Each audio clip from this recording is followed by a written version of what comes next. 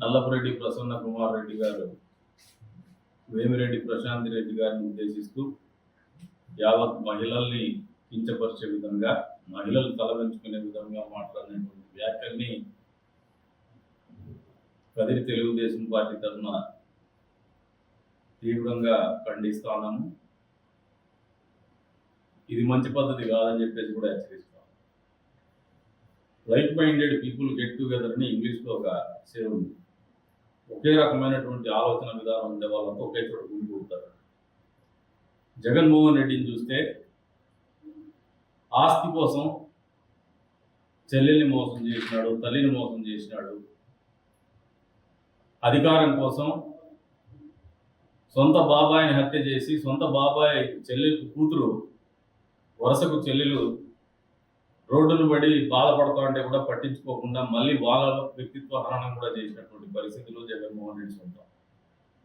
ఇటువంటి వ్యక్తి నాయకత్వంలో పనిచేసేటువంటి ముఠా ఏదైతే ఉంటుందో వాళ్ళకి ఇంతకంటే భిన్నమైనటువంటి సంస్కారం కానీ సంస్కృతి కానీ ఉండదని చెప్పేసి ప్రజలు గమనించాలని చెప్పేసి తెలియజెప్తాం. ఉమ్మడి ఆంధ్రప్రదేశ్లో కులాల మతాల మధ్యన చిచ్చు పెట్టి రాజకీయ లబ్ధి పొందల్లా, రాజకీయాలు చేయాలనే ఆలోచన మొదలైంది వైఎస్ రాజశేఖర రెడ్డి కుటుంబంతోనే. ఓట్లకు డబ్బులు ఇచ్చేసి ఎలక్షన్లో గెలవల్లా, తద్వారా రాజకీయ లబ్ధి పొందాలనే ఆలోచన మొదలైంది పులివెందులలోని కడప జిల్లాలో.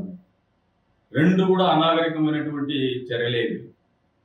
ఈ రోజున వాళ్ళు నమ్ముకున్నటువంటి విధానం కూడా గత ఎన్నికలను చూస్తే సిద్ధం సభలో అడుగు తీసి అడుగు పెట్టాలంటే డబ్బుతోనే రాజకీయం అనుకున్నారు.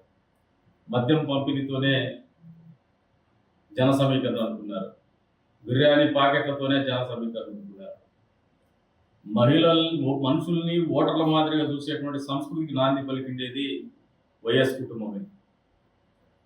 మహిళల్ని కించపరచడం కానీ, మోసం చేసేటువంటి ఆలోచన విధానం కానీ, మనుషుల్ని చంపి రాజకీయ లబ్ధి పొందాలనే ఆలోచన కానీ మొదలైండేది వైఎస్ కుటుంబంతోనే. ఈ రోజున ఇటువంటి కుటుంబానికి ఒక పార్టీ పెట్టుకుంటే, ఒక పత్రిక పెట్టుకుంటే, ఒక ఛానల్ పెట్టుకుంటే ఇంతకంటే భిన్నమైనటువంటి భావజాలం కానీ, ఆలోచన విధానం కానీ, సమాజానికి తెలియజెప్పే విధానం కానీ ఉంటుందని చెప్పి మాత్రము మేము కూడా ఎక్స్పెక్ట్ చేయడం లేదు. ఇప్పటికైనా కూడా ఒకసారి ఏమారి 151 సీట్లు ఇచ్చిన తర్వాత మధ్యలో 5 తీసేసి 11 సీట్లకు మిమ్మల్ని పడేసిన తర్వాత కూడా ఇప్పటికీ మీరు ఆలోచన చేస్తానేది ఏమంటే ముఠా తాగాదాలు రెచ్చగొట్టల్లా, కులాల మతాల మధ్యన చిచ్చు పెట్టల్లా, అబద్ధాల ప్రచారం చేయల్లా, వార్తాపత్రికని ఛానల్ని అడ్డం పెట్టుకొని ప్రజల్లో ఒక రకమైనటువంటి కన్ఫ్యూజన్ని క్రియేట్ చేయాలనే ఆలోచనతోనే మీరు రాజకీయాలు చేస్తున్నారు. కానీ జగన్మోహన్ రెడ్డి మహిళలను కించపరచడం ద్వారా వాళ్ళని డిమారలైజ్ చేయాలనుకుంటే నువ్వు పప్పులో కాలేసినట్టే. 3 మహిళల్ని వంచి నీ రాజకీయ సమాధి నువ్వే కట్టుకున్నావు. 3 మహిళలు మీ కుటుంబ సభ్యులు. మీ కుటుంబానికి అండగా నిలిచినటువంటి సోనియా గాంధీని వంచి ఒక పార్టీ పెట్టి ఆమెను వంచడం, మహిళలను వంచడం జగన్మోహన్ రెడ్డి కుటుంబానికి కొత్త ఏం కాదు, జగన్మోహన్ రెడ్డి కొత్త కాదు. కానీ వాళ్ళ నాయకులు కూడా బరి తెగించి బజారున పడి మహిళలను కించపరిస్తే రాజకీయంగా లబ్ధి పొందుతాం అనుకోవడం అనేది మూర్ఖత్వం అని చెప్పేసి కూడా ఈ సందర్భంగా తెలియజేస్తున్నాం. రాజధాని కడతా ఉంటే అమరావతి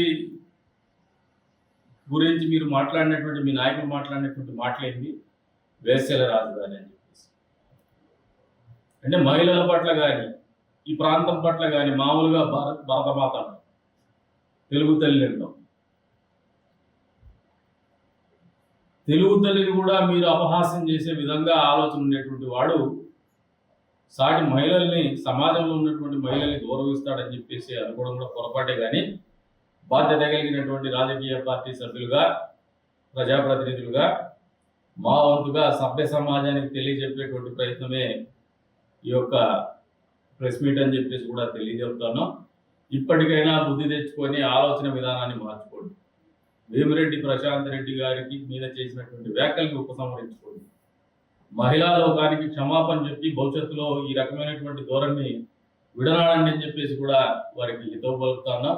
తెలుగులో ఫాస్టెస్ట్ న్యూస్ యాప్ ఇప్పుడు కొత్త అవతారంలో 5 సెకండ్లోనే పూర్తి వార్తా సమాచారం మీ చేతిలో. సోషల్ మీడియా ట్రెండ్స్ మీ కళ్ళ ముందుకే live TV and voice search ఆప్షన్స్తో ఇప్పుడే డౌన్లోడ్ చేయండి. యాప్ లింక్ డిస్క్రిప్షన్లో ఉంది.